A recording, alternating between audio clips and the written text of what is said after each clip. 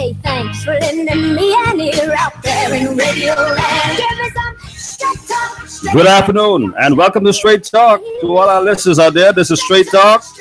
I'm your host, Gregory Colley, along with my co-host, Martin Albury. And you are tuned to Global 99.5 FM, coming live from our studios located at Shirley Street and Elizabeth Avenue in downtown Nassau in the Commonwealth of the Bahamas. Today's show is being brought to you by Doc's Pharmacy, located Robertson Road, by Massa Sis, located Village Road, by Nature's Gifts, fresh roasted peanuts, located Market Street South, by Sammy's Chicken. You have 5 locations to choose from. By First Choice Appraisals and Sales. By Geneva Brass Seafood, located Eden Street off Fountain Road. And by the 6th Annual Bishop Edward Music Memorial Back to School Fun One Walk. To participate in our show today, you can call us at telephone numbers 326-0271. That's 326-0271 or 326-0272. That's 326-0272. You can also text us at 552-7902. That's 552-7902. We are streaming live at www.globalradio995fm.com. That's www.globalradio995fm.com. And you can also watch us live on Facebook. Yes, we are on Facebook. Just search for Global 99.5 and like us on Facebook. Send your comments live and we will respond to them as we receive them. I want to say good afternoon to our producer and engineer, Nathan, and to my co-host, Martin Albury. Good afternoon, Martin. How are you doing today? I'm doing quite fine, and I want to say good afternoon to you and good afternoon to our listeners out there to Straight Talk this afternoon. We were off on Friday, but thank God we're back on this Monday afternoon. Good to be here. It is a wonderful day in the Commonwealth of the Bahamas. It's a beautiful day here in the capital, in New Providence. And we were MIA on Friday. We were in Freeport, Grand Bahama, to the 36th District Convention of the First National First Holiness, Free National. I'm looking at the WhatsApp. Yes. I'm just hot to get to the news today and the stories. But anyway, First Holiness Church of God, District 36th District Convention in Freeport, Grand Bahama. Wonderful. We had a glorious time in the Lord. We have a very powerful convention, powerful messages, and it can climax on Sunday at 3 p.m. for the salvation and the resurrection of the Freeport, Grand Bahama economy, that things will change, that it will improve. And powerful prayer. All of the ministers prayed for the various settlements in Grand Bahama, that economic prosperity will come once again to that island, and that the people will again be able to prosper and benefit from God's blessings. So, wonderful time there in the second city of the Commonwealth of the Bahamas. Today we are going to be discussing this issue that the Progressive Liberal Party has characterized as witch hunting, and their threat to retaliate for what is being done by the Free National Movement government, as they characterize it as a witch hunt and an abuse of power. Well, if carrying out the laws of the country is abuse of power, or carrying out the laws of the Commonwealth of Bahamas can be seen as a tit for tat. You touch my dog, I'll kill your cat. But that is exactly, I believe, what the Bahamian people want. They want the laws to be carried out, notwithstanding who it is or who is in power. It appears that the PLP is saying, since you decide that you're going to prosecute our people, we're going to then, when we come to office, we promise you, we are going to likewise go back into the files and we are going to carry out our own witch hunt. Now, is it a witch hunt? Or is it carrying out the laws of the Commonwealth Bahamas? As far as I know, as far as I have been made to understand, that the laws applies for everyone, whether you're the Prime Minister or whether you are the janitor. There is no difference.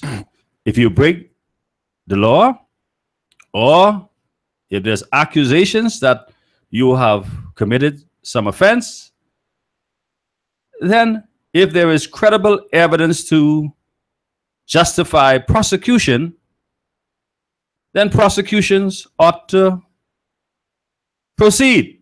Let the court be the final say as to whether you are guilty or whether you are not guilty. We cannot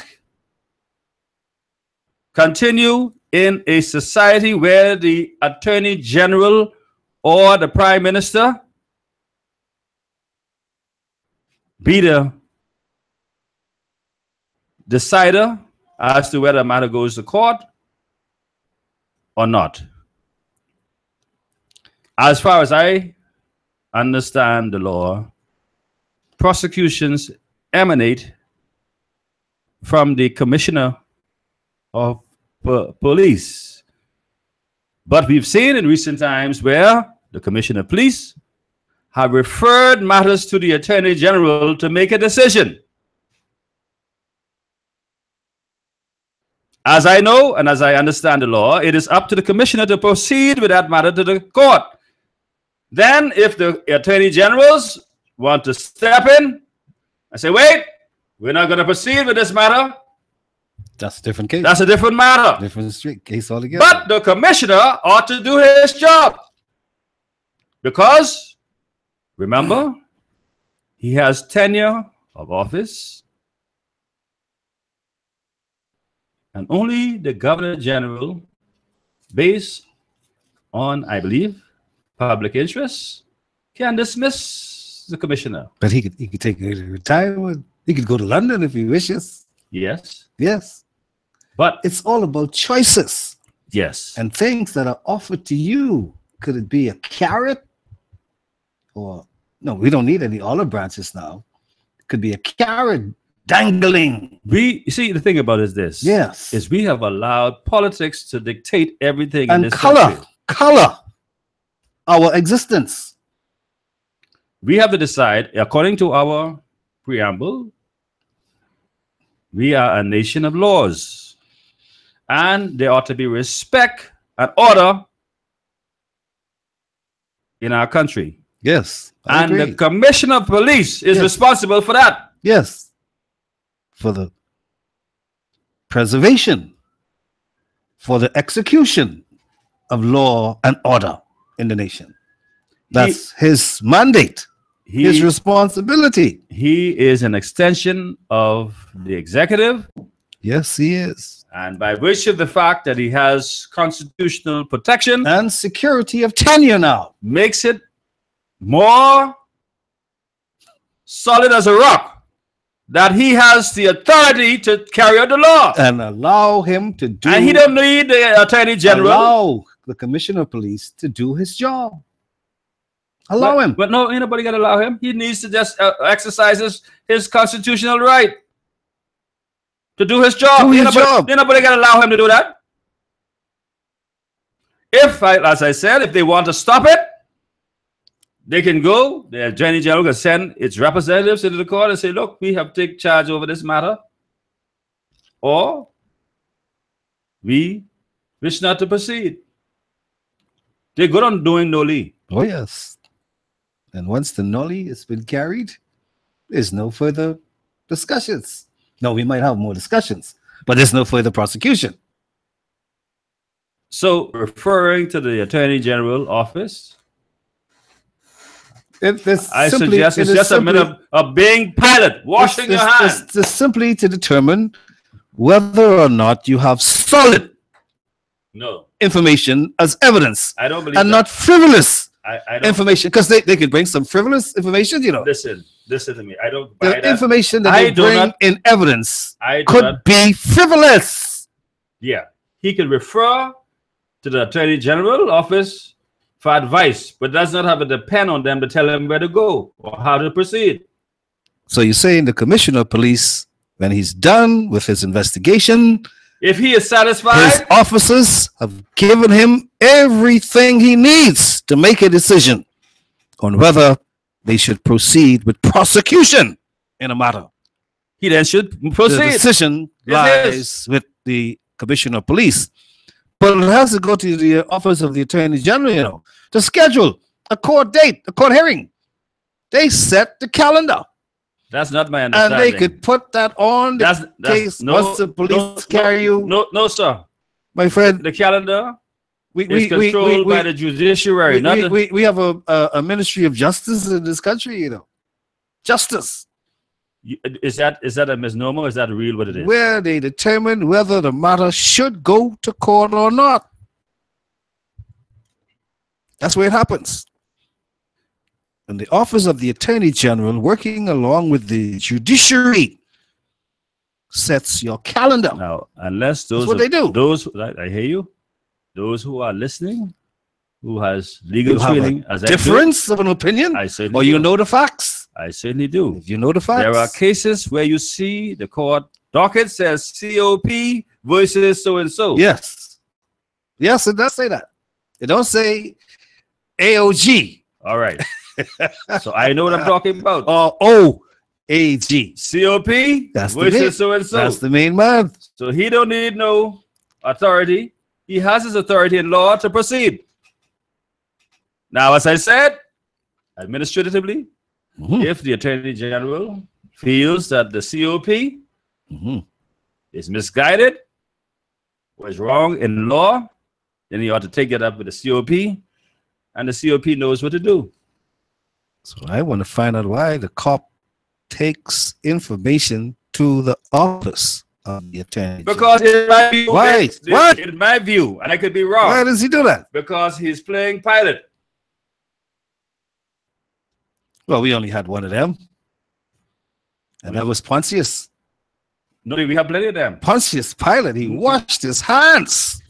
You see, people of the case. People do not want to take responsibility or refuse to accept responsibility for their actions.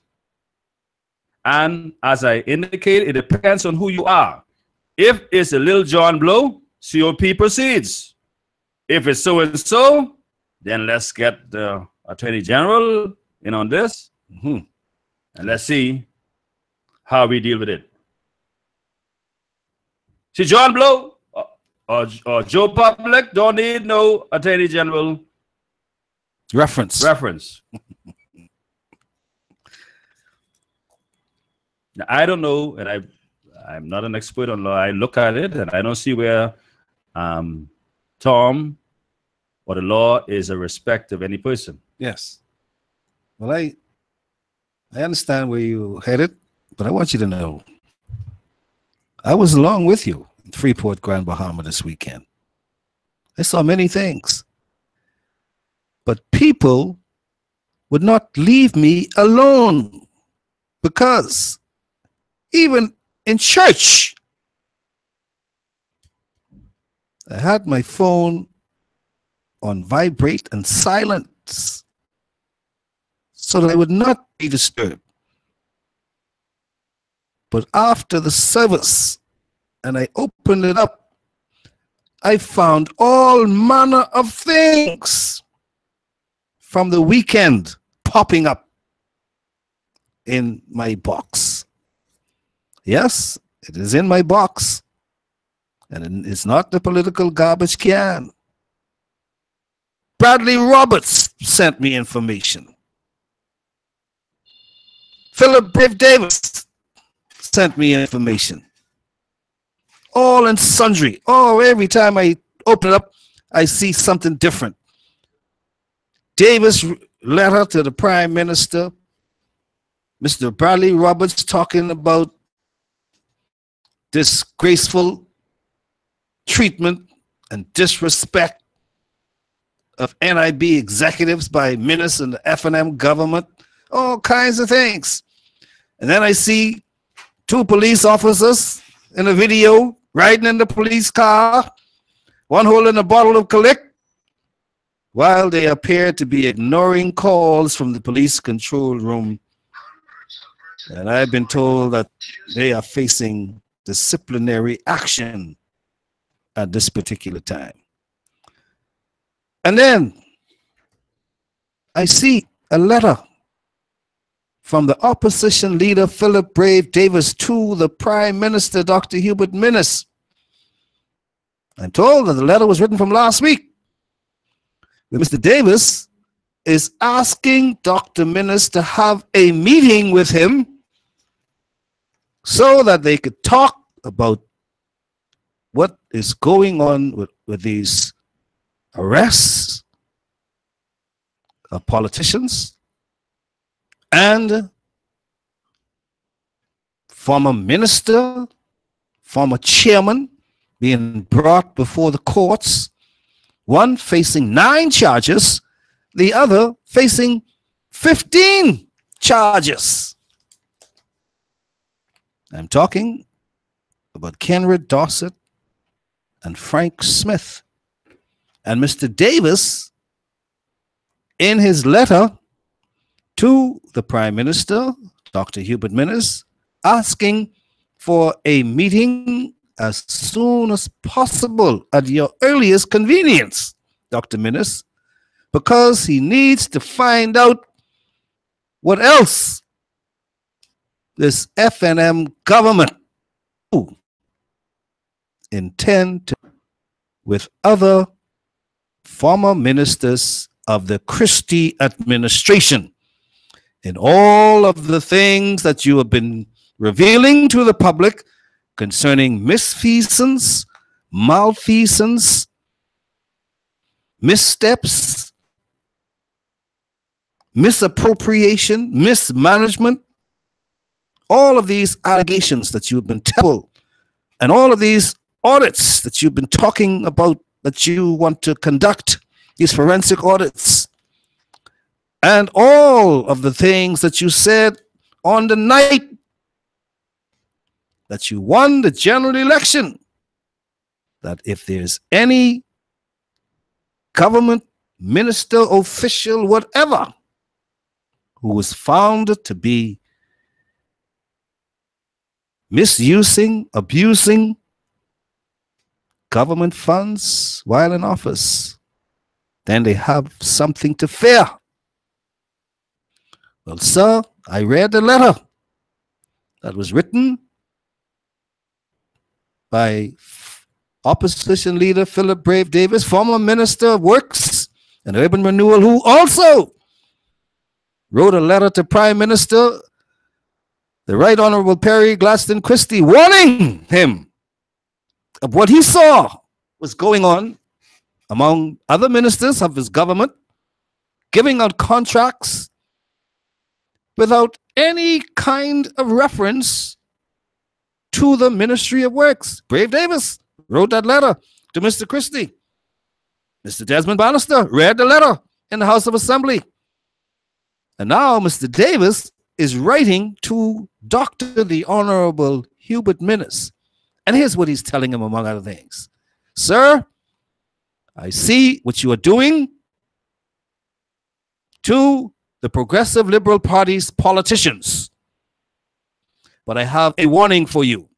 Set out to dig a grave for your enemy, dig 2. I can tell you more about what Mr. Davis had to say to Dr. Hubert Minnis when we come back. And then you got some things to tell me what But Bradley Roberts Mr. say, Bradley Roberts had to say had to say. at the funeral of what's that doctor name? Dr. Dr. Baldwin Carey. But also, you know, following on the heels, what's that PLP gentleman from Andrews said, referring to Mordecai? Oh, yes. What he said?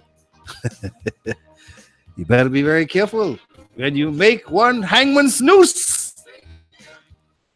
Noose Or was gallows. that's the one that they used. The anyway, we're coming back, ladies and gentlemen. If you just, Haman. yeah, Haman. Haman built the noose. Yeah. He didn't do two, but he was making the one for himself.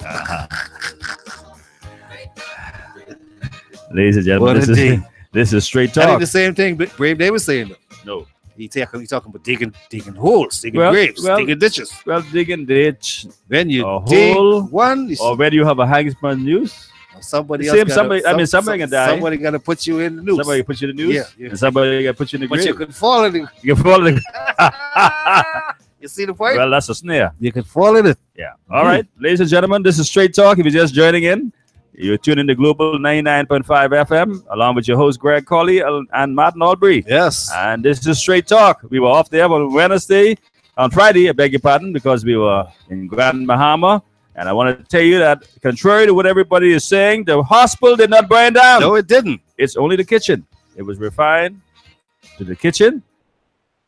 There was an explosion of the stove, and they had some fire there in this kitchen, but everything is all right. Well, it caused all some- the patients caused some damage. caused some damage. Yeah, some smoke inhalation.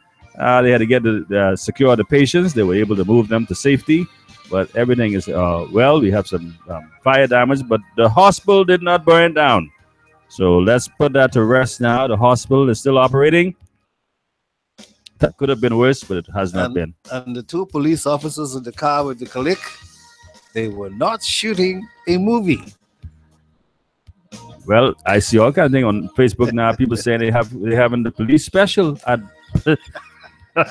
I tell you, the people is calling me in church. Couldn't wait for me to get on.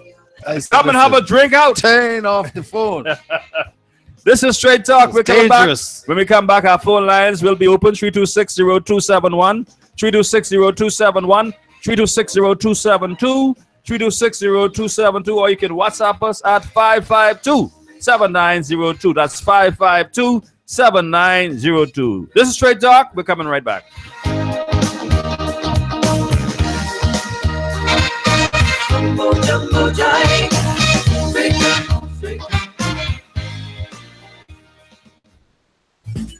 There is only one pharmacy in Nassau that never says no and offers you great service. Doc's Pharmacy in the Richland Mall for all of your pharmaceutical and prescription needs. At Doc's Pharmacy, great service is more than just giving prices. Filling your prescription is easy. Just call 322-3627 today.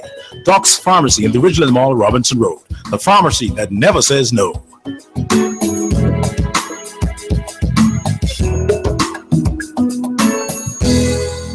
For fast and efficient appraisals of homes, vacant land, and businesses, your choice should be First Choice Appraisal and Real Estate Sales. Contact broker appraiser Gregory Colley for all your real estate sales and appraisals. Call 422-3010, 565-8896, or 341-0582 for listings of vacant land, residential and commercial properties, and all your appraisal needs. LRD Construction has a proven track record as a general building and construction company. Its remarkable team is ready to provide quality and proficient service on projects big or small. LRD Construction can handle large commercial sites, new homes, apartments, condominiums, townhouses, home improvements, renovations, additions, and alterations. Call LRD Construction at 327-3769 or 433-6166. West Winds, Love Beach. That's LRD Construction. It's a family affair, an event you don't want to miss. Yes, it's that time of the year again for the 6th annual Bishop Edward Mystic JP Memorial Back to School Fun Run Walk. It's on Saturday, August 12th at 6 a.m., beginning at First Holiness Church of God, Bamboo Town. This exciting event has been going on for the past 5 years. There will be health screening following the race, and trophies will be awarded to the top male and female finishers in each age division. This year's grand prize is a $250 trolley travel gift certificate. For more information on the 6th Annual Bishop Edward Missick JP Memorial Back to School Fun Run Walk, contact race organizers at 341-0582, 424-0594, or 395-4656. We want to see you at the finish line. The best tasting roasted peanuts in the whole wide world are Nature's Gifts roasted peanuts. Proprietor Derek Sims applies his personal touch by roasting peanuts to perfection. Get your peanuts in light, medium, and dark. Call 431-7710 to place your order. Nature's Gifts roasted peanuts on Market Street and Bacardi Road. Extra, read all about it. Sammy's Chicken $5.99 special. Sammy's Chicken does it again. For a limited time only, it's the $5.99 Thigh Snack Special. I tell you. Sammy's $5.99 Thigh Snack Special comes with a 12-ounce Coke, that included. See, I don't lie. For a limited time only, Sammy's Chicken, Robinson Road, Carmichael Road, East Street South, Farrington Road, and the newly reopened Prince Charles location. Sammy's Chicken. Want to reach your target audience? Advertise here at Global Radio 99.5. We hit the mark every time. This is Straight Talk with Gregory Colley. Call in and participate at 326-0271 on Global Radio 99.5 FM. Welcome back, ladies and gentlemen, and this is Straight Talk with your host Greg Colley and Martin Albury.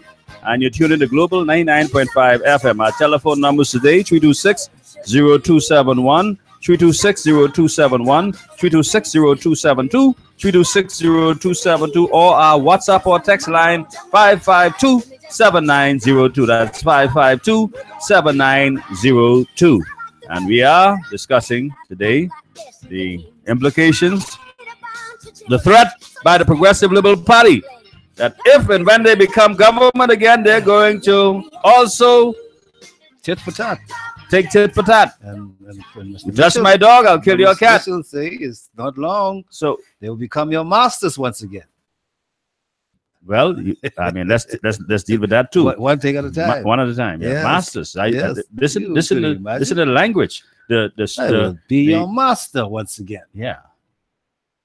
Not to be offended greatly by that statement by Mr. Mitchell.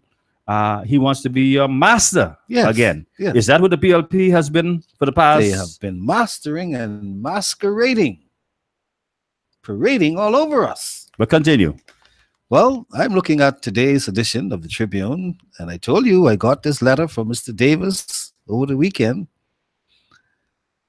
Davis lashes out over PLP arrests, and he sends a letter to Prime Minister Dr. Hubert Minnis asking for a meeting because of the Progressive Liberal Party's politicians who are being paraded before the courts.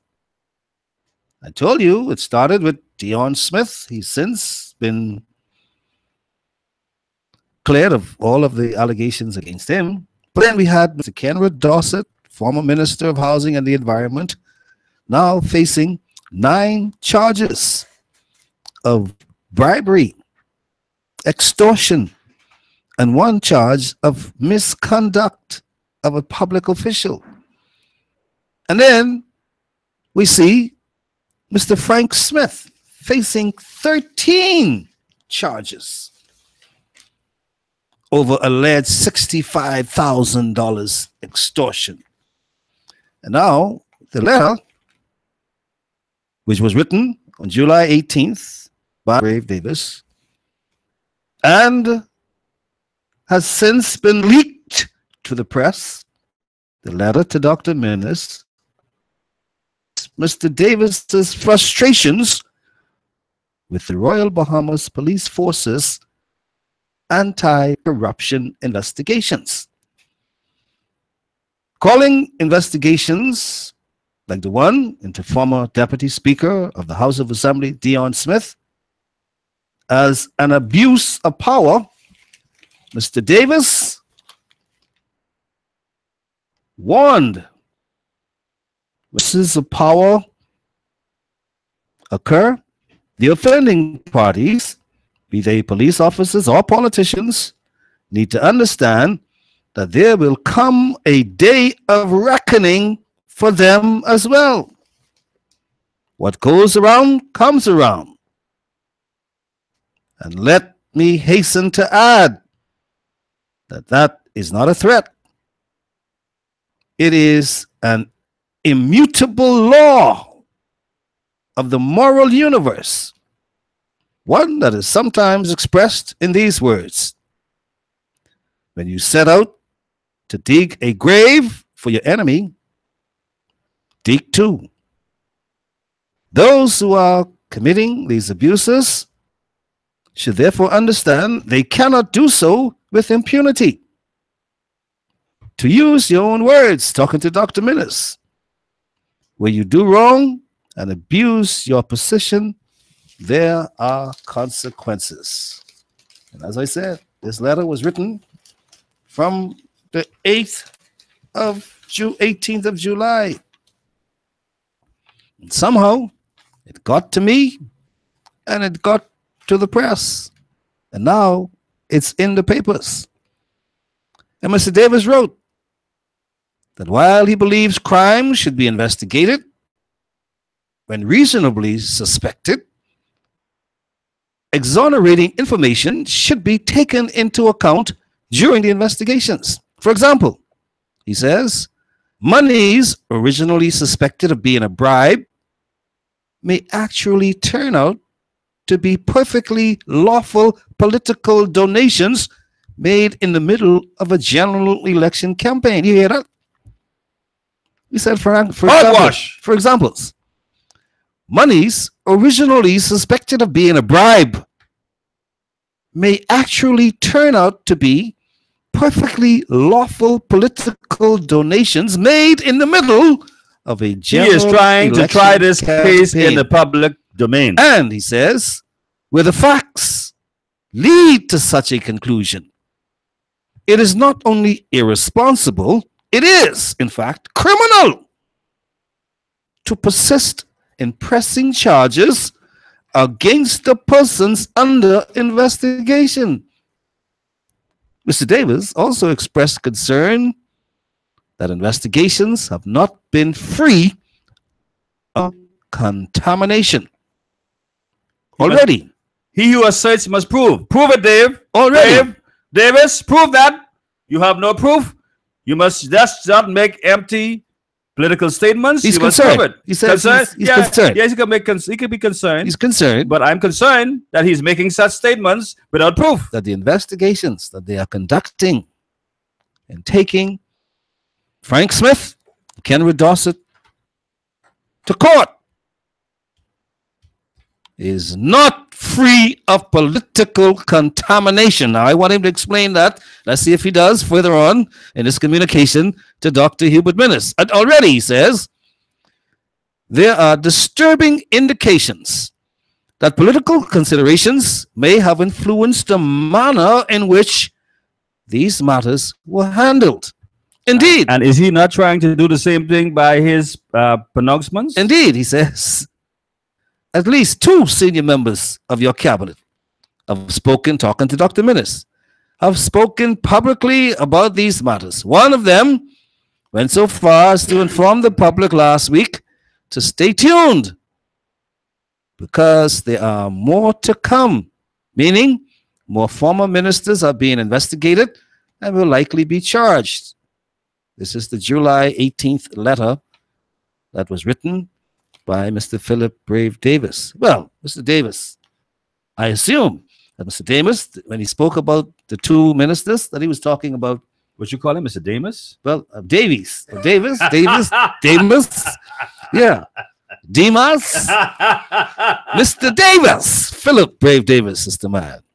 He wants to know who these two people were. Well, I can tell him because they were in. One was Dr. Dwayne Sands, the Minister of Health. The next, I think, no, it was the Minister of National Security, right? Marvin Dames. Okay, well, he wants to know who told him that. What was he told that gave him the confidence to publicly declare that the investigations will result in criminal prosecutions. Well, Mr. Davis, I can answer that. In the Honorable House of Assembly during the budget debate. And at times, I thought that you and Madam Glenys Hannah Martin were sitting on springs, because as the litany of allegations were being poured out by the various government ministers, you were up and down out of your seat trying to get them to cease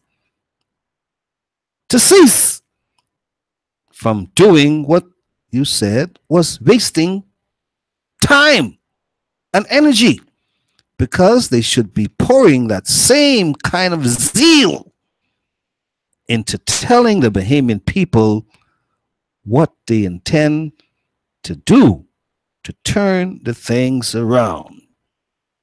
You remember that? They gave you a list of things. Then they told you they will do forensic audits on BAMC and Urban Renewal 2.0. You were intimately involved with the two of these projects, Mr. Davis, BAMC and Urban Renewal 2.0. And they intend to do forensic audits on all government ministries and departments. And then we were getting information about millions of dollars in contracts that you wrote a letter to the Prime Minister warning the Prime Minister back then, Mr. Christie, that what they were doing was illegal, against the law of the Commonwealth of the Bahamas. And you warned the Prime Minister that there could be consequences. Now you want to know who told him that? What was he told that gave him the confidence to publicly declare that the investigations will result in criminal prosecutions? Has the minister in question been in touch with the police on these matters? Has he received information from the police as to the quality and the weight of the evidence they have and the number of persons who are under investigation? All of these questions you ask in your letter to Dr. Hubert Minnis. And then you ask the Prime Minister, if so. No, you didn't ask him anything. You told him. If that is so, the minister has committed an egregious abuse of power for which he should be accountable. And I told you, Mr. Davis was likely referring to Dr. Dwayne Sands in one instance, and in the other instance, referring to the Minister of National Security, Mr. Marvin Dames, who said, stay tuned, there's more to come. And then I heard Mr. Desmond Bannister saying a similar thing. Just stay tuned. There's more to come. You will be surprised to know. Well, Mr. Davis is asking for a meeting with the Prime Minister so that he could try to convince the Prime Minister to understand that there are threads that are running through the Commonwealth of the Bahamas, common threads, that we are all connected or interrelated, and that you could never determine whether I am involved and alone in a matter that could come before the courts. That we could also have PLPs in business. So what does that matter? F&M. If you all break the law, Mr. if Davis is telling you that when you pull the thread, it doesn't matter. And you start to Whoever, dismantle, who all are connected, we let will the chips be fall not where only they may. surprised, not only surprised, you'll not only be surprised, we will be on dangerous grounds. That's what Mr. Davis was telling the Prime Minister. Be wary of how you proceed in this matter, because it could have a crumbling effect. We could have a greater crumbling effect that we are all going down in the sea. That the Bahamas could fall in this ditch. Yeah, we all going to ditch because All yeah, so going in this ditch. but we got to clean it up. That we all We have to clean it up. will Doesn't be matter. buried That's not in this ditch. Listen, we got to get this thing straight. When you pull that thread, the whole sheet coming apart. Well, let's pull it. Let's go to the phone lines. Welcome to Straight Talk. Good afternoon. Good afternoon. And how are you all? Good Doing afternoon good. to How are you. I can't say good afternoon because I'm hearing some things. Look here. We need to know who owned that church on Spikeard Road.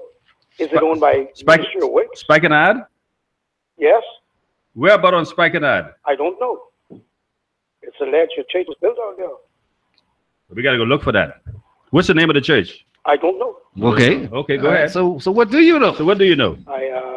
You don't know that either? I know the workers was under Ministry of Works. Okay. The workers from Ministry of Works built it Workers allegedly. Yes. All right. on Spike and Ad Road. Yes. Okay. All right. What else you want to tell us? Nothing at this moment. Okay. Well, we'll go look for that But, church and we'll find out. Martin, had that long time. That's what I'm saying. Well, You send the information to Martin? Yes. well, we will continue our investigations. Thank you very much. All right, sir. But I'm dealing with this letter of Philip Brave Davis to Dr. Hubert Alexander Minnis, which was also sent to the Attorney General Carl Bethel, National Security Minister Marvin Dames, and in the letter, Mr. Davis is protesting the treatment of the PLP politicians who have been in custody, including Mr. Smith, and that is Mr. Frank Smith, I'm talking about, whom he felt should not have spent a night in jail, even after. It's something, eh? Yes. Shouldn't spend a night in jail, even after it had become unmistakably clear that there were no reasonable grounds for believing that he had committed any criminal offense whatsoever. This is what Mr. Davis is saying. Now, the reasonable grounds, was it up to Mr. Davis to decide what is reasonable? Well, let's find out what Mr. Davis knew. Mr. Davis is saying that they should never have jailed Mr. Frank Smith. That's his opinion. You remember what Bradley Roberts said when the people asked him that when Frank Smith, not Frank Smith, beg your pardon, Kenwood Gossett? no. Hold on, let me get it right. What you're talking about. When Loftus Roker, when George Smith, when Philip Galanis called for his resignation, he said that's their opinion. That's a little opinion. Okay, so this is Brave's opinion. Mr. Davis is giving his opinion. His opinion. Go in ahead. a letter to the Prime Minister. All right, go ahead. Because he wants to meet with the Prime Minister at the Prime Minister's earliest convenience, so that he can try his best to convince the Prime Minister to call a truce. See, Mr. Davis wants the Prime Minister to stop whatever the law has mandated that ought to be done. Just like Mr. Davis did not give account for his lying in the House of Assembly in respect to Mr. Audley Hanna's having had insurance, liability insurance. Mr. Davis wants everything to be swept under the carpet or the proverbial rug. He does not want law and justice to be in this Bahamas as enshrined in our Constitution. He does not want the law to take its course. He wants to pervert justice. Well, Mr. Davis is saying the handcuffing of one of the recently arrested PLP politicians in the face of the law. Which law is Mr. Brave Davis referring to? Which section? Politicians reported admission into the general public population of the prison. Is he saying that persons who problematic? Is he saying that persons who are charged with criminal offense ought not to be handcuffed? Which saying- law dictates that you should not he's be saying handcuffed? by sending Mr. Kenred No. Gossett to prison No, well, and having him who sent him to prison? the courts. Is he saying the prime minister said it? The courts. He's saying the prime minister has a fiduciary responsibility in this situation. He has no such That's thing. what he's saying. Mr. Davis knows there is separation of power in our constitution, and the prime minister has nothing to do, should not have nothing to do with dictating to the court what they ought to do. The court makes its own decision. He knows that as a senior member of the bar. And is he a QC? I've not seen those two letters behind his name I wonder why. because he was quite. He's not a Queen's Counsel. 3260271. Our phone lines are open, ladies and gentlemen. 3260271. You can continue, but at 3260272, 3260272, or our WhatsApp or text line 5527902, 5527902. And I would ask you a question. Should the Prime Minister accede to Mr. Brave Davis' request for a meeting to discuss the matters that my colleague is reading into your hearing this afternoon? Should the Prime Minister accede to Mr. Davis' request? And the second part to that question is, do you believe that what is being done by the FNM administration is legitimate and ought to be done according to law? Give us your feedback. Yes. Go ahead, Mike. And Mr. Davis, as I said, is also telling us, and which he told the Prime Minister, he's asked the Prime Minister, Mr. Minnis, to accept his invitation to meet as soon as possible at your convenience to discuss how public confidence in our system of law and order and in the police as our impartial protectors can be better secured. The recent corruption probes have created tension between the two major political parties.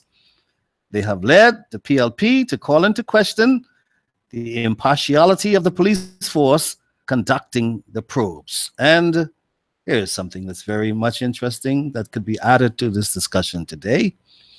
You know, Fred Smith, QC, he's written a statement today about the PLP witch hunt, and he's claiming that the PLP witch hunt claims are the height of hypocrisy. And Mr. Fred Smith of the Grand Bahama Human Rights Association says that association is shocked and appalled by the cynical posturing of the Progressive Liberal Party in the face of an ongoing anti-corruption probe, with several senior members questioned by police and two facing charges. PLP operatives now say they may seek to apply to the United Nations and the Organization of American States for protection. Let's go to the phone lines. Welcome to Straight Talk. Good afternoon, caller. Hey, good day. Everything's good there, gentlemen. Wonderful. Very, very timely and interesting topic. First of all, I'd like to say I'm speaking on behalf of the young millennium Generation Z, I think what they call us. And speaking, hello? Yes. Go ahead. We're listening to you. And listening to what Mr. Bradley Roberts has to say, I feel is very, very, very, very idiotic in many ways. You know, I'm tired of these politicians. As a young 24-year-old, I'm tired of these politicians who seem just to say things just for the sake of speaking. You know, what did Mr. I want to get succinct. What did Mr. Roberts say that you have determined to be idiotic? What did he say? Hello? Yes, I'm trying to Well, Mr. Roberts said many things in the statement, and it's very, very, very saddening and sickening to see that the only true justice in this country only should be the politicians. You know, we have behemoths who locked up for one joint. Many times we can't see their families, who have type of, you know, economic status in this country, who has no good lawyer, who has no opportunity, can't even afford a $50, perhaps even a $50 paycheck even a year. We can't even afford it. We're still less than that. But yet we're locked up. And when we're locked up, you know, we're sleeping on the cold floors, catching pneumonia. You know, when they spit, all you can see is cream slime. I mean, think about it. We have this, you know, process in terms of, like they said, if you're innocent until proven guilty. But you get Mr. Roberts, who seems to only feel that justice should be awarded to politicians. But we have many demons for lesser crimes. You know, what is extortion? What is bribery? What is 10 times more severe in terms of crime? With you know, somebody who is being locked up for a joint, they suffering more havoc and having more havoc in their life. What you're saying, there's an imbalance or a bias in terms of how we dispense justice in this country. Discrimination. But think about this, gentlemen. This was the same government when they first came into power. This was the same government who allowed their cabinet members to have armed guns, where they could have been able to protect themselves in case they were being robbed. I mean, this was the only cabinet, I think, in this country who actually had license for the whole cabinet to have guns. And the average citizen or business person was actually left to be devoured. So even when we look at the imbalance of justice in terms of the basic qualities, the average human does not feel it. Even the businessman, even the small businessman does not feel it. So when we have politicians like Mr. Brave Davis speaking bull every single day, him and Mr. Bradley Roberts, who needs to leave, speaking foolishness every day that does have nothing to do with the average in this country. It's nothing he says that benefits us. Every single thing that is happening to them, they deserve. All right. And we give no apology. And guess what? I would warn him. If you threaten our prime minister, it's going to be a problem. Secondly, you need to come in, speak with the police, and before this matter gets to the point where you have PLPs feeling like they're being victimized, we need to create a civilized balance. I always. Well, I know. I can tell you. I speak. A lot of Bahamians tell me that whenever the PLP is in power, they feel victimized because everything goes to the PLP. No, I said that because, you know, the present prime minister spoke about having an independent prosecutor. Yes. In terms of public prosecutor. So I mean, I want Dr. Minister to do many things, but at the same time, I would like to also let Dr. Minister know that, you know, you have a very, very visionary and young generation behind you. Right. And we're not taking no for answer in terms of justice. You know, we talk about equality, we talk about Bahamians having justice. We have people being gunned down in the streets like dogs every single day now. And, you know, they find their own justice in terms of street justice. Can you tell me, I want to ask you as a young person, as a 24-year-old, and I want to get an understanding, why are we having all of this wild west type of action being taken every day, especially over the last week? We had must be 7 murders. What is happening on the streets? Why are there so much murders? Not to say I'm trying to be a snitch, but I'm a logical, young thinking person. The problem is we have a drug war going on in our country, and we have many people. It's the drug. You said there's a drug war. Yeah, it's a drug war. It's a drug war going on in the country. We have plenty young people who are recruited by drug dealers and dealers in terms of. But I'm not making drugs. I'm not trying to make drugs make drugs seem like it's a bad thing in terms of what I call them. No. I just want to understand. And I want our listeners to understand what is going on. What's behind? What's behind all the murders? That's what we want to understand. It's a very corrupt climate and environment right now in the Bahamas. We have drug dealers who are young people, and they're using them to somehow benefit in terms of selling drugs on the side of the streets. And, you know, they have a turf war going on. You have this gang saying they trying to, you know, the same thing with the politicians. You know, now when you say bribery and extortion, when you say turf war, what do you mean by that? As in, they trying to be like a cartel, like we're the only one who control this drug. And are you trying to say, let's say for instance, if I'm in Pinewood Gardens, and I say that I'm a drug dealer, nobody from outside of Pinewood could come and sell drugs and accept me. Is that what you mean by turf? top of that, we have a mixture in terms of we have the same gangs fighting against each other. Like you have people who might say they have a gang in the country named One Order.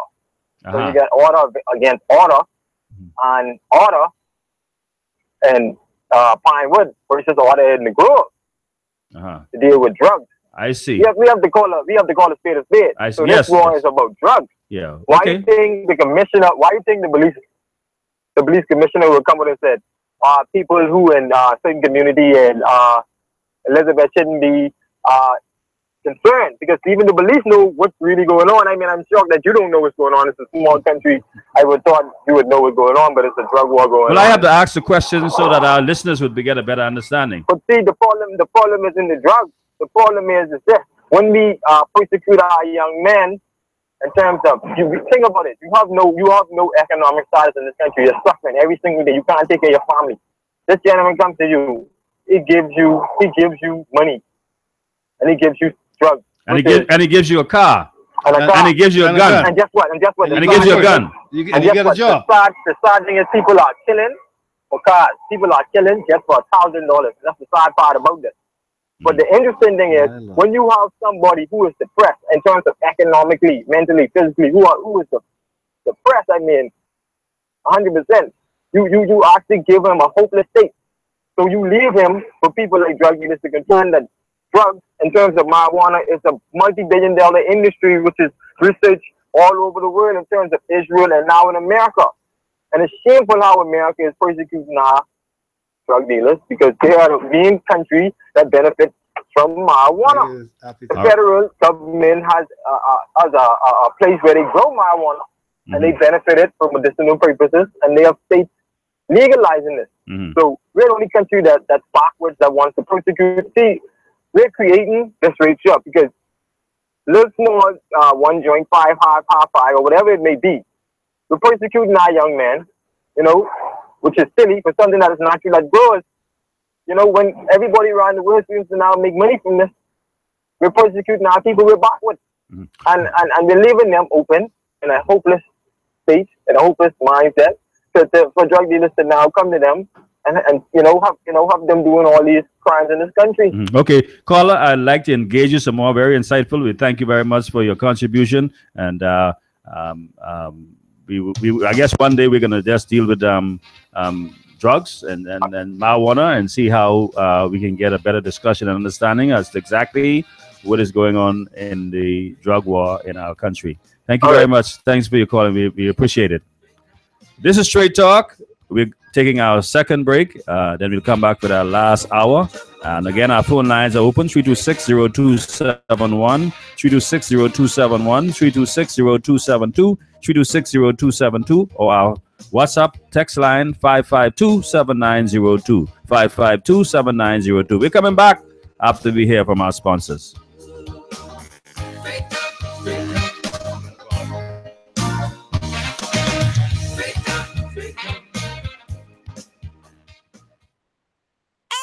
Extra, read all about it. Sammy's Chicken, $5.99 special. Sammy's Chicken does it again. For a limited time only, it's the $5.99 thigh snack special. I tell you. Sammy's $5.99 thigh snack special comes with a 12-ounce Coke, that included. See, I don't lie. For a limited time only, Sammy's Chicken, Robinson Road, Carmichael Road, East Street South, Farrington Road, and the newly reopened Prince Charles location. Sammy's Chicken. The best tasting roasted peanuts in the whole wide world are Nature's Gifts roasted peanuts. Proprietor Derek Sims applies his personal touch by roasting peanuts to perfection. Get your peanuts in light, medium, and dark. Call 431-7710 to place your order. Nature's Gifts roasted peanuts on Market Street and Bacardi Road. It's a family affair, an event you don't want to miss. Yes, it's that time of the year again for the 6th annual Bishop Edward Mystic JP Memorial Back to School Fun Run Walk. It's on Saturday, August 12th at 6 a.m., beginning at First Holiness Church of God, Bamboo Town. This exciting event has been going on for the past 5 years. There will be health screening following the race, and trophies will be awarded to the top male and female finishers in each age division. This year's grand prize is a $250 travel gift certificate. For more information, information on the 6th annual Bishop Edward Mystic JP Memorial Back to School Fun Run Walk, contact race organizers at 341-0582, 424-0594, or 395-4656. We want to see you at the finish line. LRD Construction has a proven track record as a general building and construction company. Its remarkable team is ready to provide quality and proficient service on projects big or small. LRD Construction can handle large commercial sites, new homes, apartments, condominiums, townhouses, home improvements, renovations, additions, and alterations.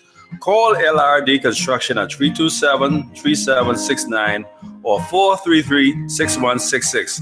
West Winds, Love Beach. That's LRD Construction. For fast and efficient appraisals of homes, vacant land, and businesses, your choice should be First Choice Appraisal and Real Estate Sales. Contact broker appraiser Gregory Colley for all your real estate sales and appraisals. Call 422-3010, 565-8896, or 341-0582 for listings of vacant land, residential and commercial properties, and all your appraisal needs.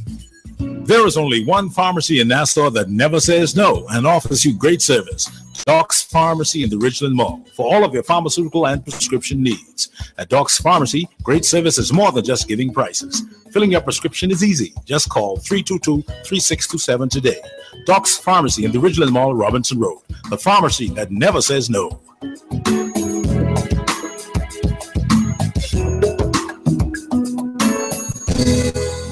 Want to reach your target audience? Advertise here at Global Radio 99.5. We hit the mark every time. This is Straight Talk with Gregory Colley. Call in and participate at 326-0271 on Global Radio 99.5 FM.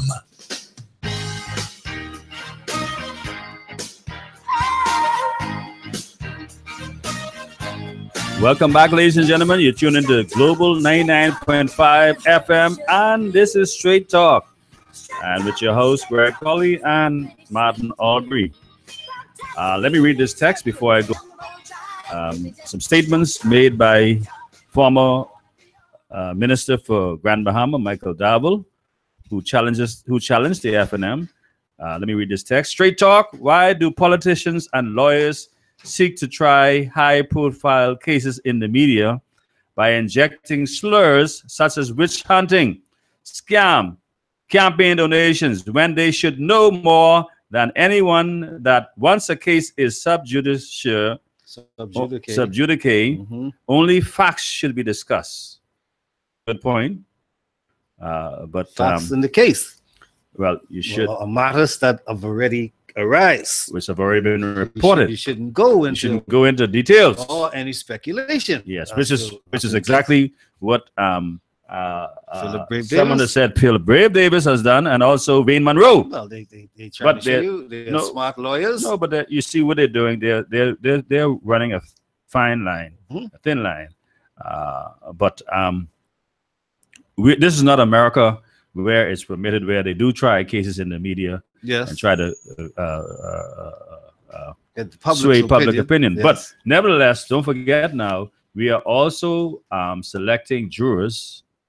Yes. See, and this is the Supreme Court to hear the case. Cases, yes. So once these things are put in the public domain, you cannot just dismiss it that it is not the same system as in the United States, because these are the same people. They hear potential jurors. Potential jurors. So they're putting it in the public domain. And so that's something that we ought to look at as to where we are, and whether these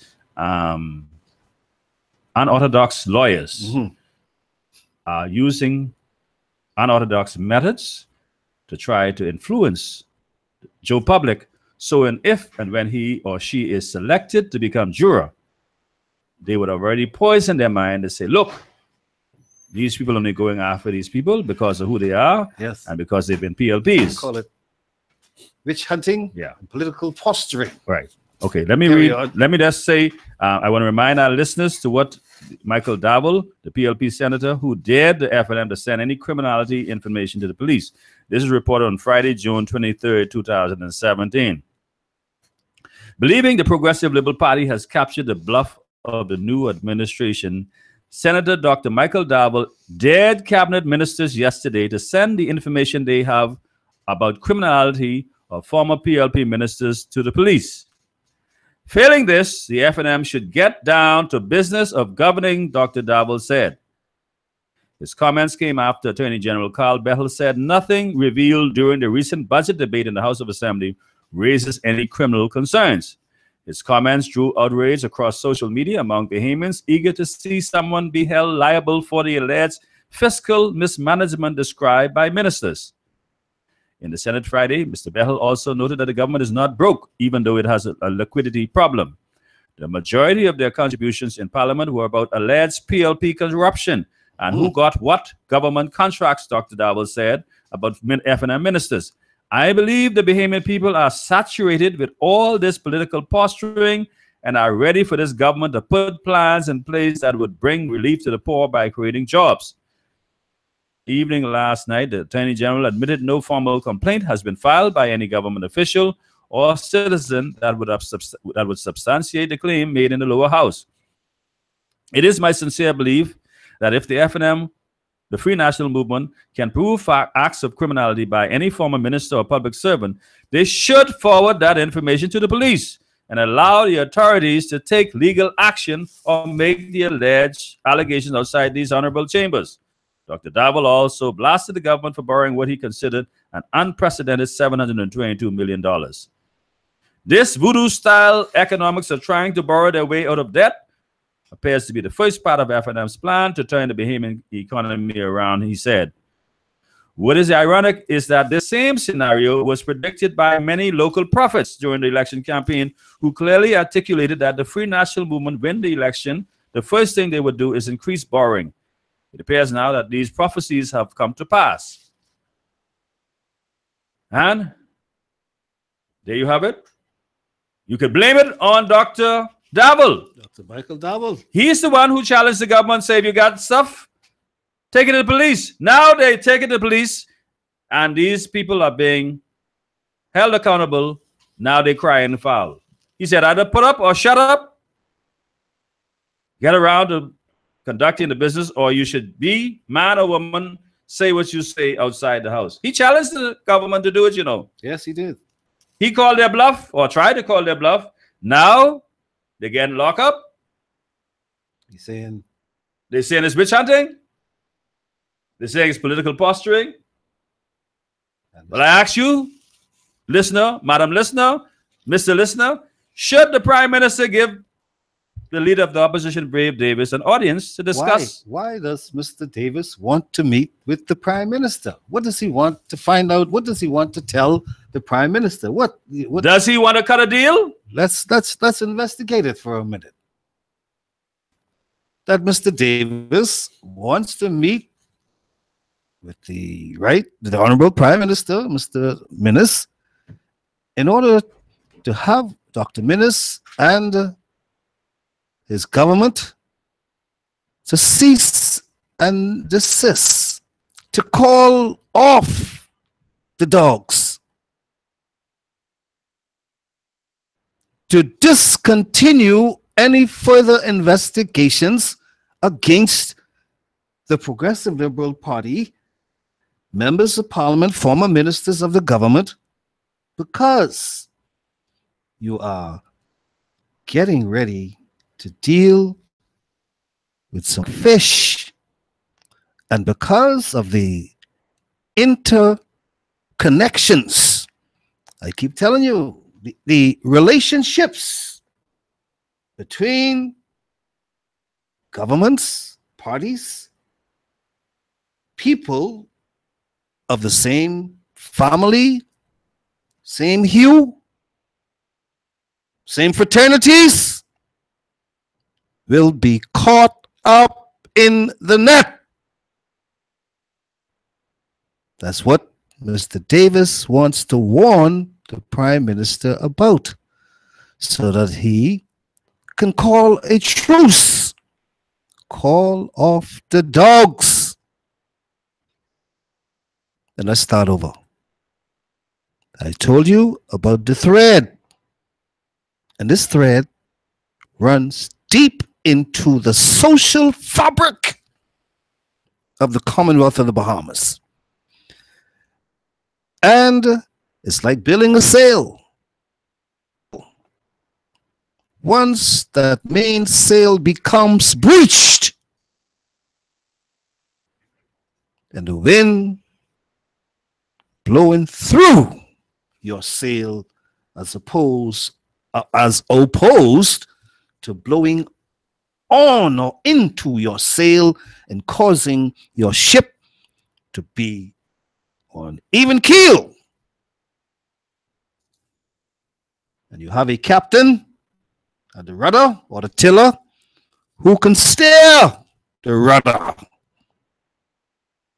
in good or bad weather.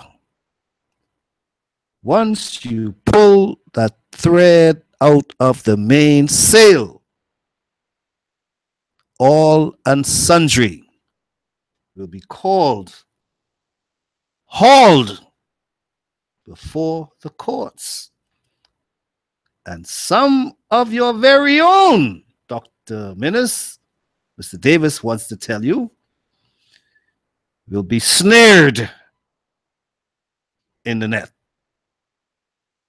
So he's going to ask you for a truce because the track that you are on, you're about to net some big fish. And all of these massive revelations about allegations of corruption within the Progressive Liberal Party, you will soon discover will tip over on the other side, they say. That's why he's saying one grave, dig two. That's why Mr. Davis wants to meet with Dr. Hubert Minnis, the Prime Minister. Why Mr. Davis wants to meet with the Prime Minister. Because he wants the Prime Minister to know that they will call names.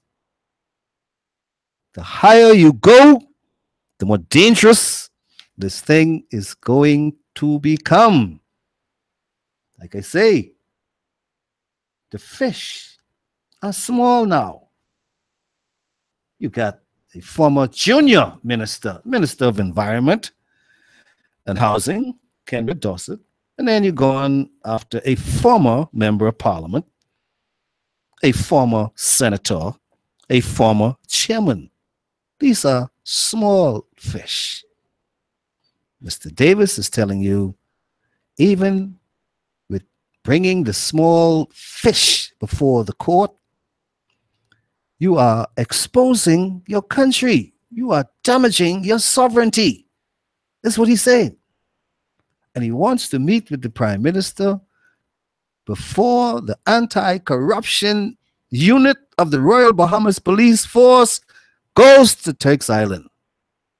Before they go into other areas, maybe even to Miami, following some things. He wants to make sure that you do not tamper with that thread that is holding this society together. You'll find out there's some people who carry a label of corrupt on their backs or on their chests, but it's alleged corruption. Now you're telling me you're doing an anti-corruption probe, and who knows what you will discover. A and B and C, all of the above will come out. And Mr. Davis is telling you to tread lightly. Meet with the Prime Minister, because all that is taking place right now, as far as they are concerned, is defaming the country. And they want the Prime Minister and his government to have an about face, a change of heart, and to get on with the work of building this nation by hauling former Progressive Liberal Party members to Parliament, members of Parliament before the courts on the allegations of corruption, bribery, extortion, misconduct in public. You are damaging the sovereignty of your nation. This is what the PLP is saying, and this is what Philip Brave Davis is saying, and that is why he would wish to meet with the Prime Minister so that he could call a truce and start fresh. That's why Philip Brave Davis wants to meet with Dr. Hubert Minnis. You think they should meet? Let us know. Call us. Give us your view on what we've been discussing over the hour and a half. The phone lines are open. 326-0271. 326-0271. 326-0272. 326-0272. Or our text or WhatsApp line 552-7902. 552-7902. Now I want to move to just a little bit as a side issue. It's a press statement by the national chairman of the Progressive Liberal Party, Bradley Roberts. Let's hear what Mr. Roberts had to say. His press release under the headline, "Shameful and Disgraceful Treatment of NIB Executives by Minnis F&M Government." This was released on July 23rd, 2017. This past Friday morning, I attended the homegoing service of well-known giant and in obstetrics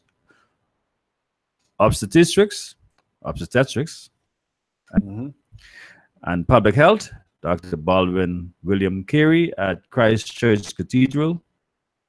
I join his family in giving thanks to Almighty God for his life, service, and witness.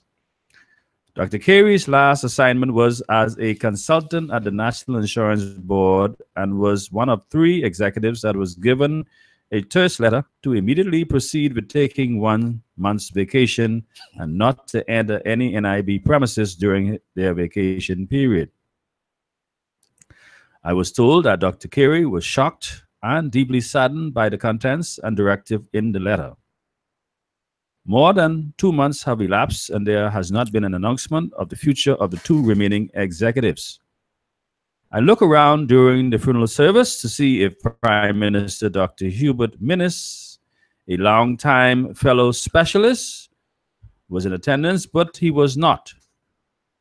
I then asked myself why Prime Minister Minnis would not attend Dr. Carey's funeral, which led me to ask who gave the instructions to treat Dr. Carey and the other 2 executives in such a disgraceful and disrespectful manner, and why? Did the disgraceful action of this F&M government contribute to the unexpected demise of Dr. Baldwin William Carey? This is reminiscent of the unceremonious summary dismissal of several employees at the Bahamas Information Services shortly after the 2007 election victory of the F&M. The casualties, Luther Smith, Erlen Williams, Al Dillette, and Dudley Byfield. The motivation for the summary dismissal could only have been political. As fate would have it, Dudley departed this life shortly thereafter. We must find a way as a country to move beyond the divisiveness of politics in nation building and certainly in public administration. The priority of any incoming government must be the continuity and stability of the public service. These public officers are tasked with executing the policies of the government of the day, and those agencies must not only be but must seem to be neutral at all material times. Dr. Carey played an important role in the implementation of NHI and in protecting NIB and its revenue against fraud and shrinkage from unscrupulous individuals in the filing of medical and industrial injury claims. Dr. Carey was not a politician. He was never in the public domain bashing the policies of the FNM while enjoying a big fat government consultancy the way Dr. Dwayne Sands did for many years. It never occurred to the PLP to spite Dr. Dwayne Sands in the manner the FNM government is behaving. They are a disgrace and have much to answer for. Anthony Newbold was very of the PLP while he worked at ZNS. At no time did the PLP government consider taking punitive acts of reprisals against Mr. Newbold or Dr. Sands. We must be tolerant of dissent and build our democracy. We must find a better way to build our country and make use the best talents available without the rancor of politics. There are very important lessons to be learned in the way the PLP government treats public servants versus the FNM. Dr. Minish should take notice. Is the chairman of the Progressive Liberal Party, Mr. Bradley Roberts, implying that the Minish administration had something to do with the demise of Dr. Balvin Carey, because he's concluded that the acts were disgraceful and shameful. He's used those strong terms to describe the absence of the Prime Minister from Dr. Balvin Carey's homegoing servants. Now, how can you connect the two? He's looking at the absence of the Prime Minister from the funeral of a former executive of the National Insurance Board as being suspicious. He's even going to the extent to look at actions as being egregious in having Dr. Balvin Carey and others sent home on vacation with what he describes as a terse letter. There's nothing in Mr. Roberts' statement that says they were dismissed of their responsibilities. Well, I can tell you in the case of the other two executives of National Insurance, there's nothing to suggest that they were neutral in the way they carry out their duties. I know both of them personally. So what Mr. Roberts is suggesting is hogwash, and it's duplicitous, and it's dishonest, and it's a height of hypocrisy. Well, Mr. Roberts, if you are listening, as Mr. Philip Brave Davis said, in the case of Mr. Carey, and as I couldn't tell you whether Mr. Carey was PLP, DNA, or all I know is that I know he's the former Prime Minister's family. Yes, I can tell you that. And I was saying to Mr. Roberts, as was suggested by Mr. Philip Galanis and supported by former cabinet ministers A. Loftus-Roker, when he says every day Mr. Roberts uses his pen, he's causing more harm than good to the Progressive Liberal Party. But Mr. Roberts is carrying on smartly. He says everything that they have said is simply their opinions. I can tell you at least one of them. When you see after the PLP came back to power, they came back to work. They came back home with their vehicles all plastered with "I believe in Bahamians." Came back home. So there's no doubt who they were. They came back home. All right, thank you very much. This is Straight Talk. We're coming back. So they should have an idea when a new dispensation arises that you have to leave home. This is Straight Talk. We're coming back after we hear from our sponsors.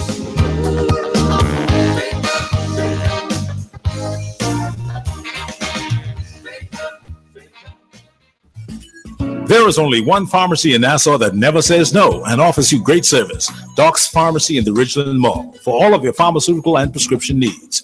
At Doc's Pharmacy, great service is more than just giving prices. Filling your prescription is easy. Just call 322-3627 today. Doc's Pharmacy in the Ridgeland Mall, Robinson Road. The pharmacy that never...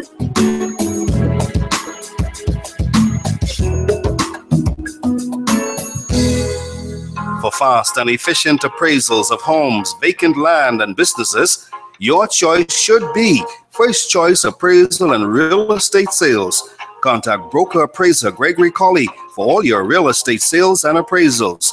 Call 422-3010, 565-8896, or 341-0582 for listings of vacant land, residential and commercial properties, and all your appraisal needs. LRD Construction has a proven track record as a general building and construction company.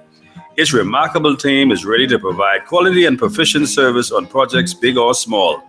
LRD Construction can handle large commercial sites, new homes, apartments, condominiums, townhouses, home improvements, renovations, additions, and alterations. Call LRD Construction at 327-3769 or 433-6166. West Winds, Love Beach. That's LRD Construction. It's a family affair, an event you don't want to miss. Yes, it's that time of the year again for the 6th annual Bishop Edward Mystic JP Memorial Back to School Fun Run Walk. It's on Saturday, August 12th at 6 a.m., beginning at First Holiness Church of God, Bamboo Town. This exciting event has been going on for the past 5 years. There will be health screening following the race, and trophies will be awarded to the top male and female finishers in each age division. This year's grand prize is a $250 travel gift certificate. For more information on the 6th annual Bishop Edward Mystic JP Memorial Back to School Fun Run Walk, contact race organizers at 341-0582, 424-0594, or 395-4656. We want to see you at the finish line. The best tasting roasted peanuts in the whole wide world are Nature's Gifts Roasted Peanuts. Proprietor Derek Sims applies his personal touch by roasting peanuts to perfection. Get your peanuts in light, medium, and dark. Call 431-7710 to place your order. Nature's Gifts Roasted Peanuts on Market Street and Bacardi Road. Peanuts! Extra, extra, read all about it. Sammy's Chicken, $5.99 special. Sammy's Chicken does it again. For a limited time only, it's the $5.99 Thigh Snack Special. I tell you. Sammy's $5.99 Thigh Snack Special comes with a 12-ounce Coke, that included. See, I don't lie. For a limited time only, Sammy's Chicken, Robinson Road, Carmichael Road, East Street South, Farrington Road, and the newly reopened Prince Charles location. Sammy's Chicken. Want to reach your target audience? Advertise here at Global Radio 99.5. We hit the mark every time. Global Radio 99.5 FM.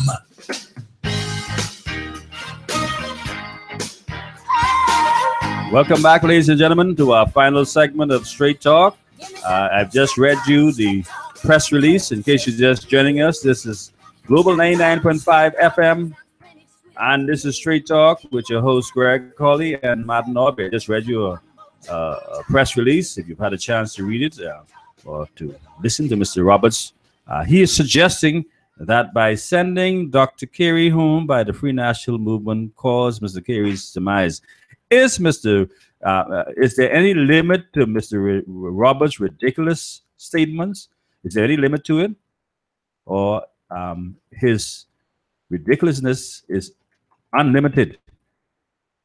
He's also suggesting that the other two executives, like Mr. Carey, were neutral, and also he's suggesting that Mr. Newbold, Anthony Newbold, the press secretary of the Free National Movement Prime Minister, that while he worked at ZNS, at no time did the PLP consider taking punitive acts of reprisals against Mr. Newbold. We asked Mr. Roberts, were there any reason for you to do such a thing? Did Mr. Newbold Did he break any laws? Did he break any laws? What did he do? Did he wear the FNM on his sleeve like the other two executives from National Insurance? Did he act like he was acting primarily and only solely for the FNM?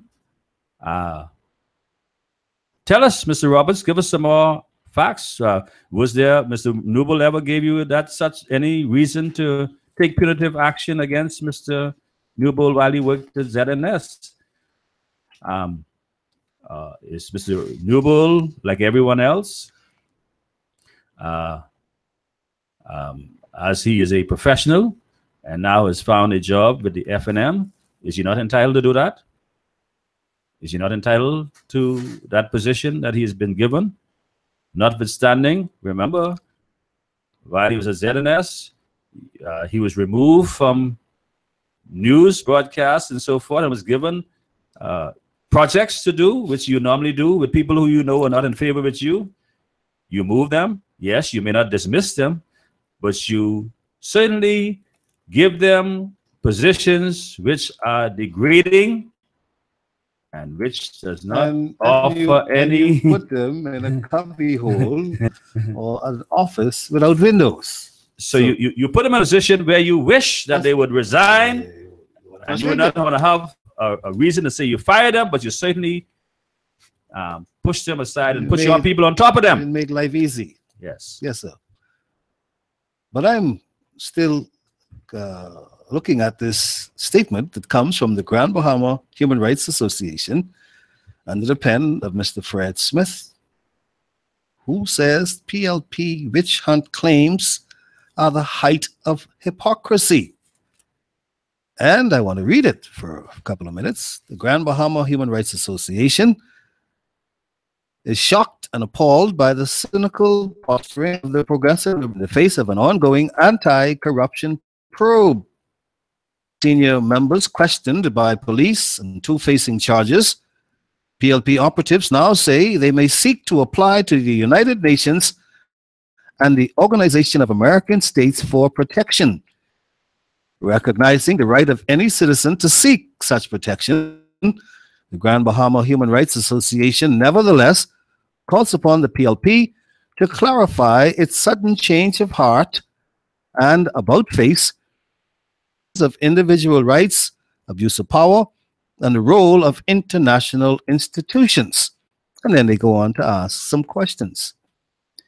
Can this be the same PLP that, while in office, accused the Grand Bahama Human Rights Association of being traitors and defaming the country, and be applied for the very same protections from the very same international institutions on behalf of the fearful and embattled environmentalists of Save the Bays?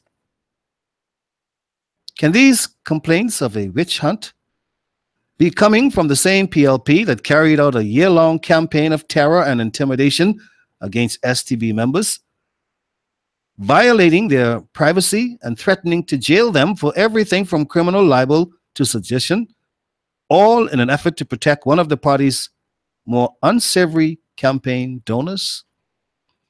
Can the complaints of unfair treatment and victimization really be coming from the party that launched an arbitrary, abusive, and unconstitutional immigration policy targeting individuals based on ethnicity and obstructing children's access to school, nationality? Was it not under the PLP that activists like Reynard Henfield were intimidated and threatened with harm in an effort to quash public criticism of the regime? Was it not the PLP that had singers arrested and questioned over lyrics in violation of their fundamental right to freedom of expression?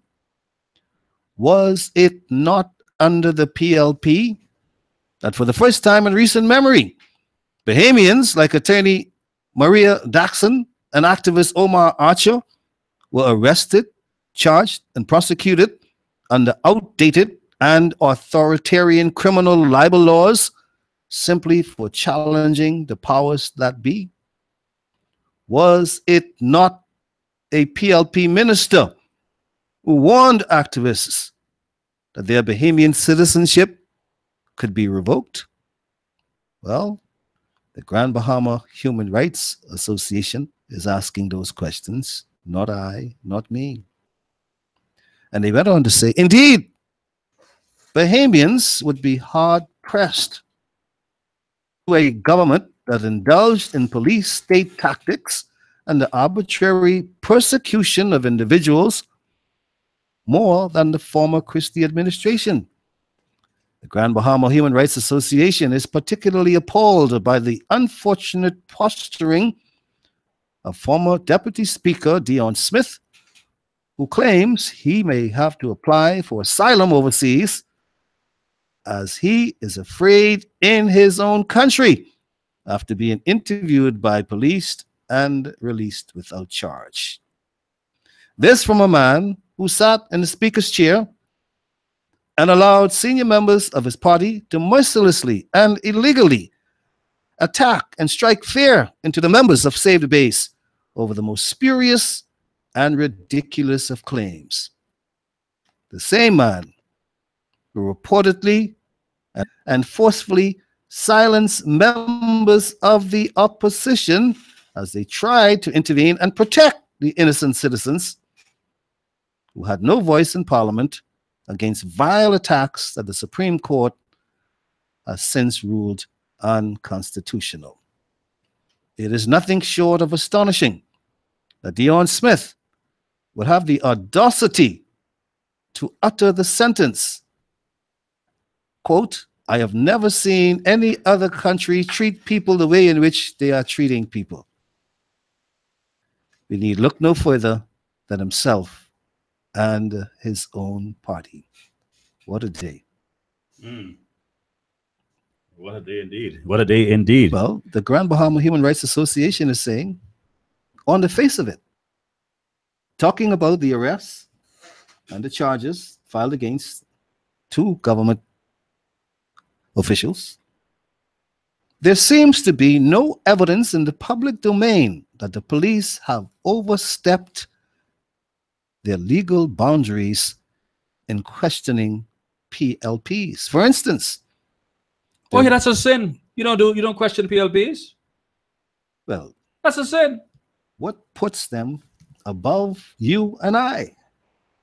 Didn't you hear Mr. Fred Mitchell say that they are going to return to be our masters? You don't lock up, you don't question your masters. Well, then it falls right in line. But for instance, we are saying that there have been no reports for a longer period of time than legally allowed, unlike the many individuals held at Her Majesty's Prison or the Carmichael Road Detention Center on the PLP's watch.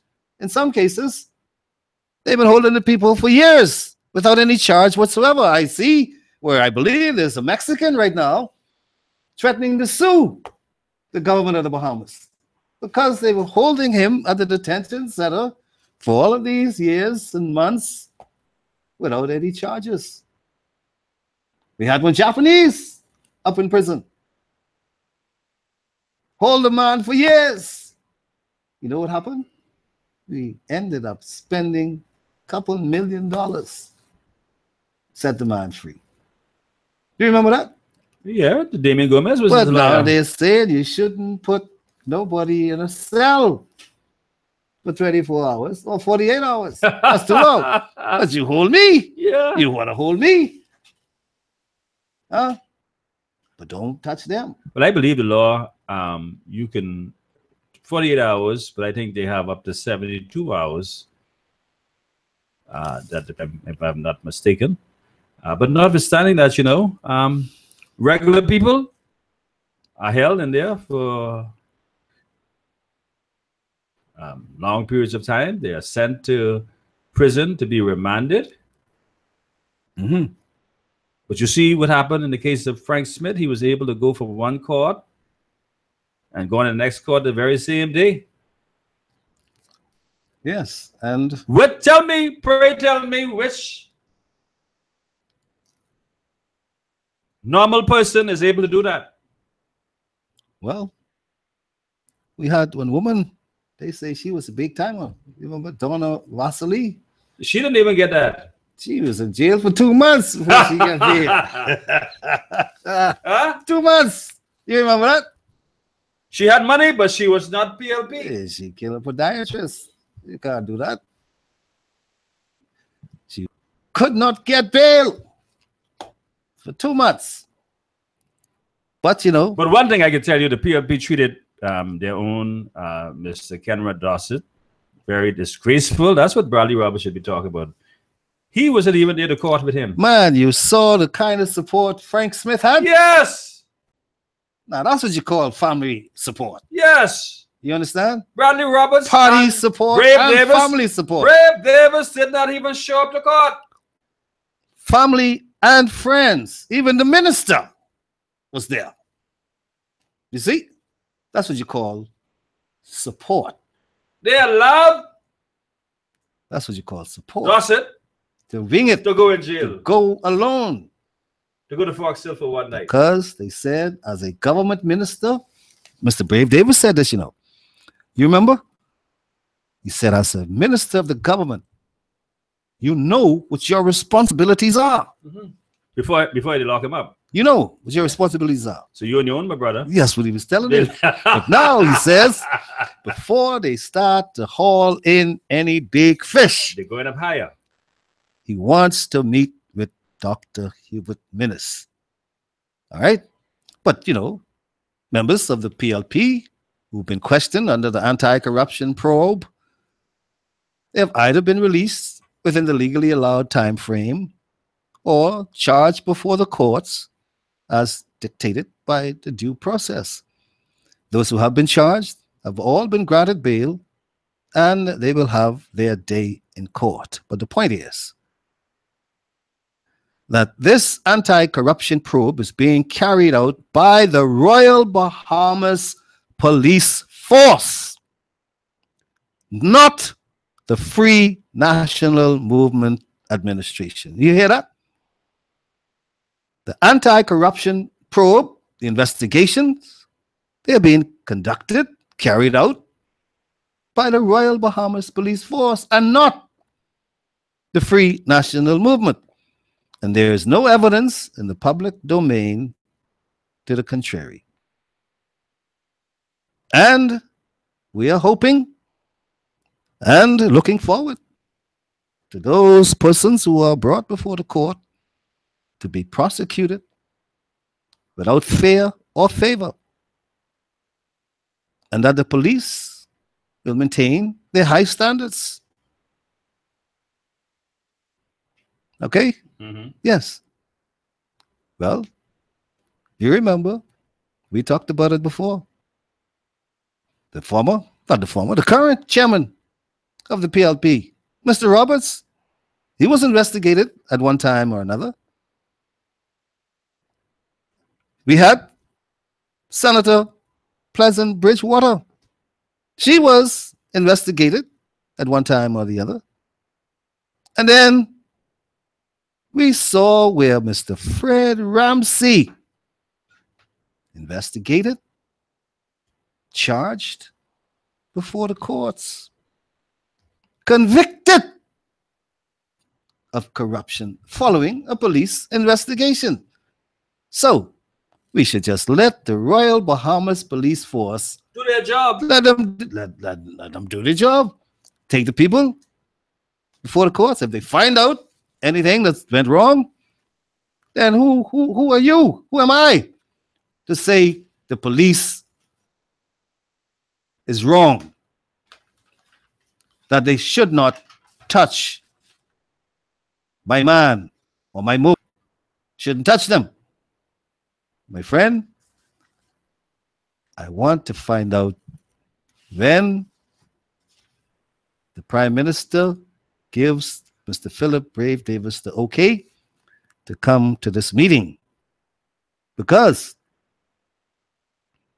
on Wednesday, Dr. Hubert Minnis, the Prime Minister of the Commonwealth of the Bahamas, will be addressing the nation at 8 o'clock on television, when it is anticipated and expected that the Honorable Prime Minister will tell the nation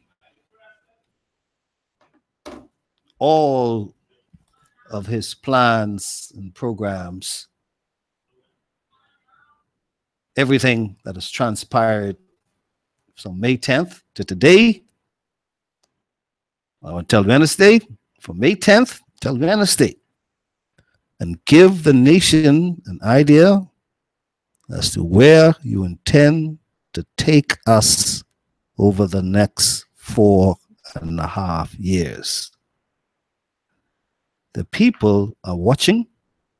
Some don't like what's going on. Some do not like it. They don't like what they see. Ministers or former politicians being dragged before the courts. They say they don't like that.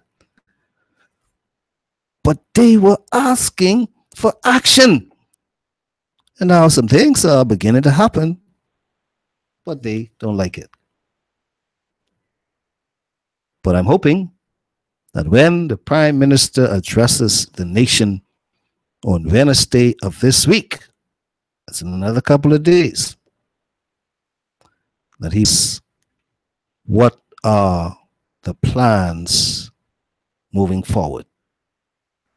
Because he has said on the night of the victory, when he thanked everyone who voted for him and the Free National Movement overwhelmingly to become the government of the country. He said, if you have done nothing wrong, then you have nothing to fear. But those who've done some wrong, who will be investigated, then you will have a problem, because you will be called upon to defend your actions. Now, could we be asking for more? Could you ask for any more? No. Any more than that? No. If you've been found to be doing something wrong, and you have been in a government ministry and department, even a government minister with responsibilities, had a portfolio. If you have been found to be doing something wrong, then you will be investigated. The police coming to talk with you. But Mr. Davis trying right now to bring most of that to a halt, to a complete stop, Dr. Minnis. And he wants to see you at your earliest convenience. All right. In an article in the Punch, Nikki Kelly, Punch Between the Lines, deals with this very issue as well. F&M must prove neutrality in corruption court cases. In its anxiety to curb corruption, has Prime Minister Human Ministry, National Movement government crossed the line and is now engaged in a personal vendetta against the Progressive Liberal Party? She asks. That is certainly the view of many members of the former Christie administration. I tell you, many people don't like what they did. I told you that. Many PLPs. They don't like what's going on. Of course not. After 3 prominent PLP politicians were arrested, one released and the other 2 charged with bribery and extortion, party chairman Bradley Roberts has urged PLP supporters to march in the streets as a sign of our disgust and write protest letters to the United Nations Commission on Human Rights. Commission should get a laugh of that, according to Ms. Kelly, considering the number of letters already on file complaining of the PLP's government's treatment of illegal immigrants.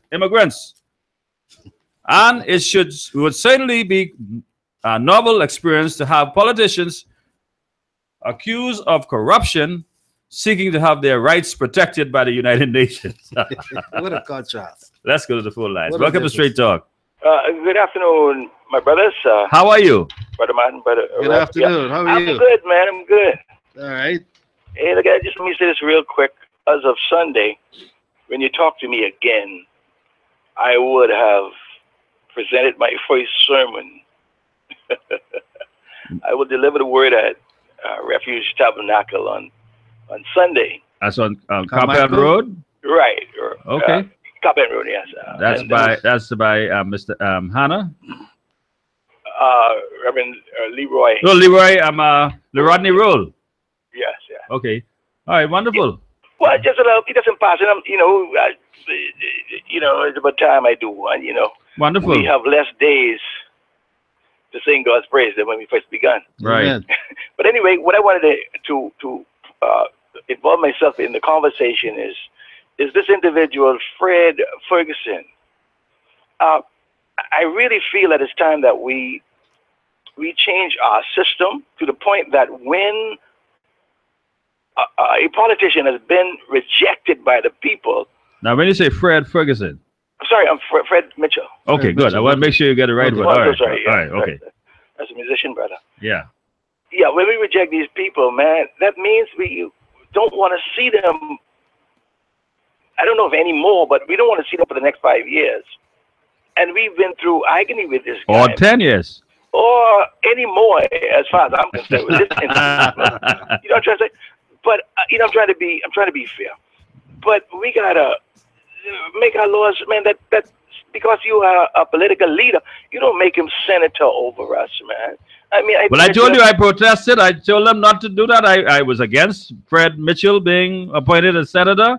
Absolutely. I thought that, you see, in fact, I don't like that Senate anyhow, because the government and the opposition have a way of putting them people on you who the people reject.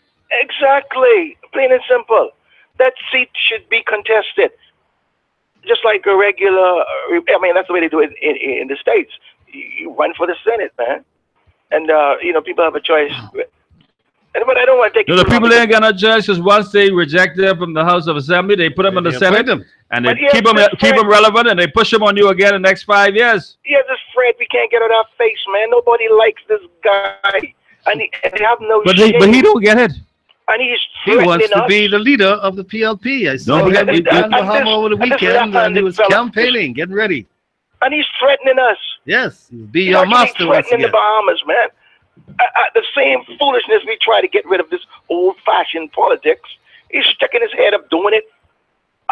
Instead of we get along with the business trying to run this country and take care of people who broke the law. But listen, we can't overlook that. I am very proud of the Bahamian people. Despite the money that was thrown after them, they took the money, took whatever they gave them, and eat up the chicken, eat up the barbecue chicken, drink up all the liquor, and still vote them out. And turn out to do the work of God anyway. Listen, I can make this real quick. What I'm so sad to see, though, this really hurts me, that before the election, there were so many voices speaking out for the betterment of the Bahamas. They have all gone quiet. All of them. Critical thinker or that thinker fella, Pop. Well, Pop, I know you had a problem with him. Bannister. No, I had no problem with Pop. You know, Pop had a problem with me. Yeah, his time is up. He can call back, right?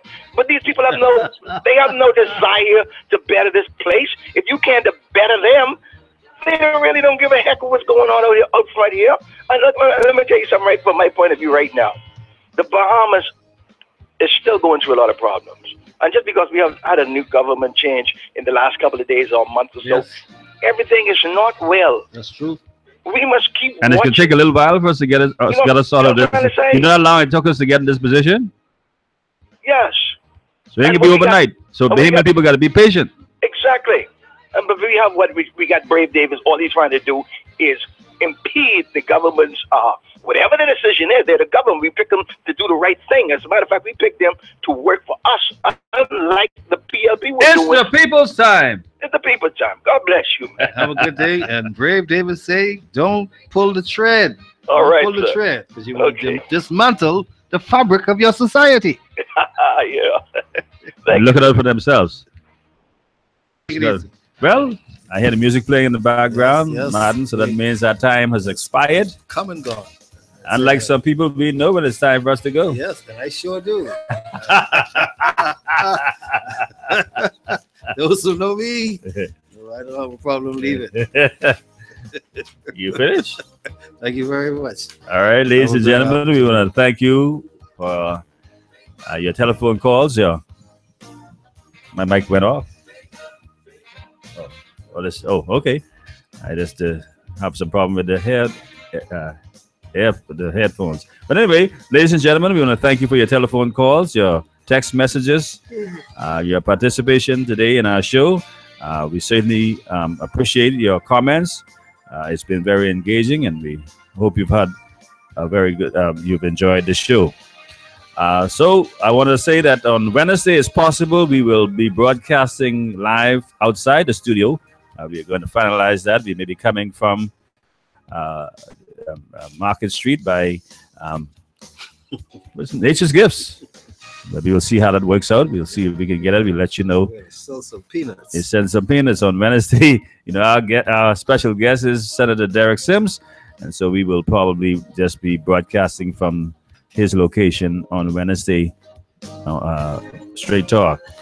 Today's show has been brought to you by Doc's Pharmacy, located Robertson Road, by Massa Assist, located Village Road, by Nature's Gifts, fresh roasted peanuts, located Market Street South, by Sammy's Chicken, 5 locations to choose from, by First Choice Appraisals and Sales, by Geneva Brass Seafood, located Eden Street off Farrington Road.